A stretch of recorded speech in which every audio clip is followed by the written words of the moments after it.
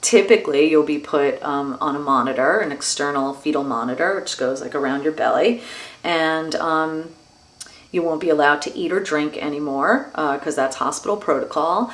And typically in most labor and delivery wards, you are given a drip in your arm of Pitocin, which is the artificial hormone that causes contractions, even if you don't need to have Pitocin.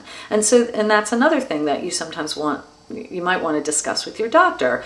Could I request that Pitocin not be administered, unless there's a strong need for it? When would there be a strong need for it? If labor has stalled. And sometimes that happens to women.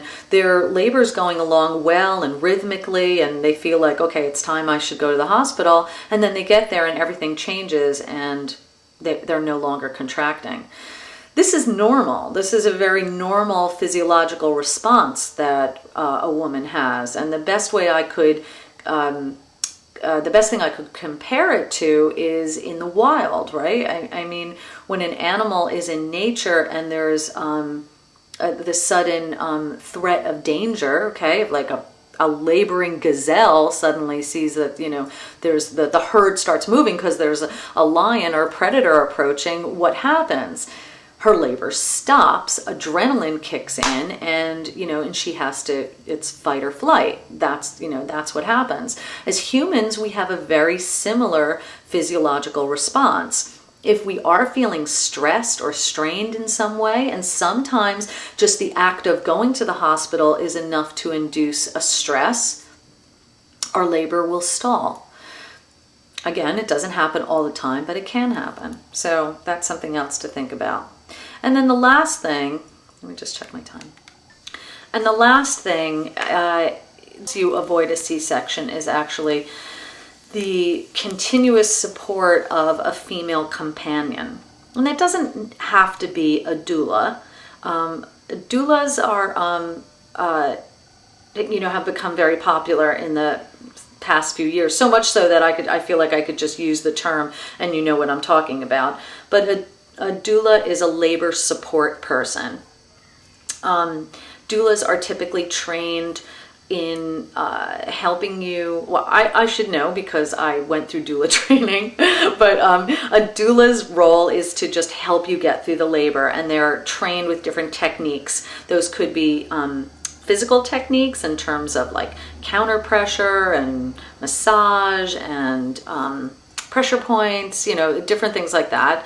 Or sometimes just outright support and tenderness, talking to you, giving you a cold rag for your forehead, those kind of things. And a doula is also really helpful in sort of supporting the woman's partner, okay? So if she's with her man and he may really want to be that support person, that's wonderful. And a doula can help support the two of them. So that could mean giving the man a break when he needs a break, or fixing food for him or for her, for that matter, if they're laboring at home.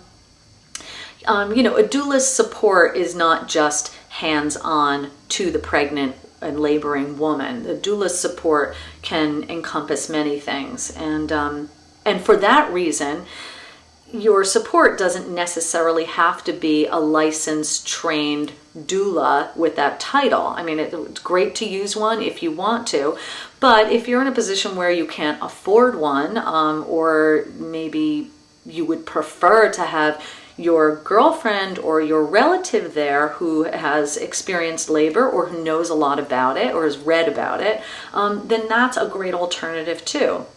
But there is something about having the support of a woman in the room that has been shown to ease the labor process for the laboring woman.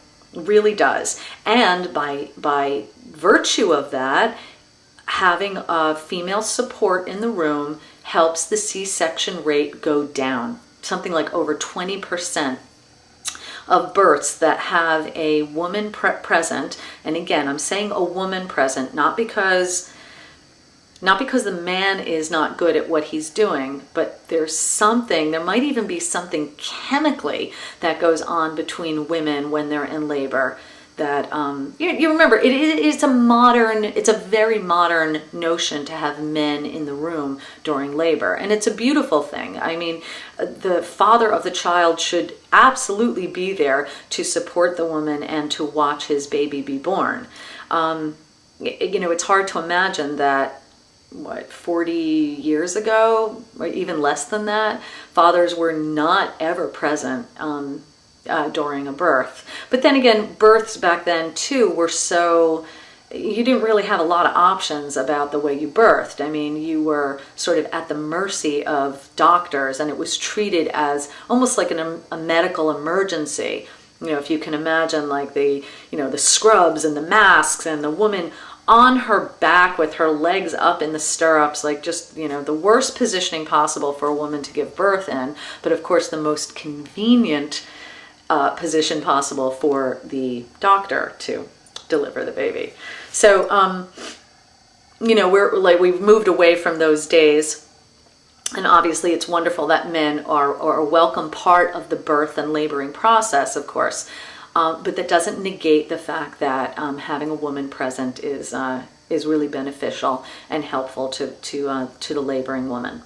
So think about that too. So I've given a couple of different ways that you could help reduce your I want to use the word susceptibility, which is like a terrible way to put it, because it puts you almost in a victim role, where you're like, I'm going to have a C-section inflicted on me. And, for a lot of women, that's kind of what it comes down to. So I found an interesting site called the Unnecessarian. Isn't that good? Those two words just kind of meld together. Unnecessarian.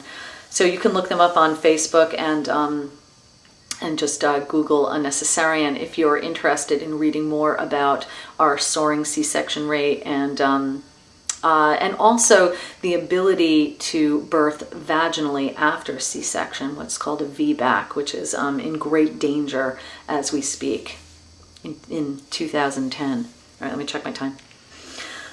Okay, so that kind of about wraps it up. I can maybe blab for like 2 more minutes, which I'm sure I'll have no trouble doing.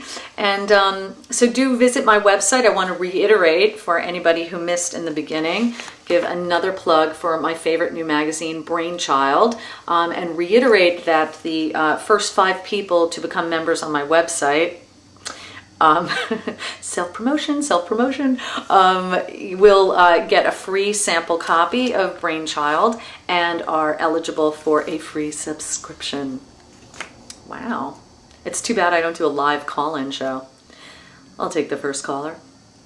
I wish I could do that. Maybe I'll fake it one day and just have people call me with questions. But speaking of questions, please do write to me. I'd love to hear your feedback and questions you may have.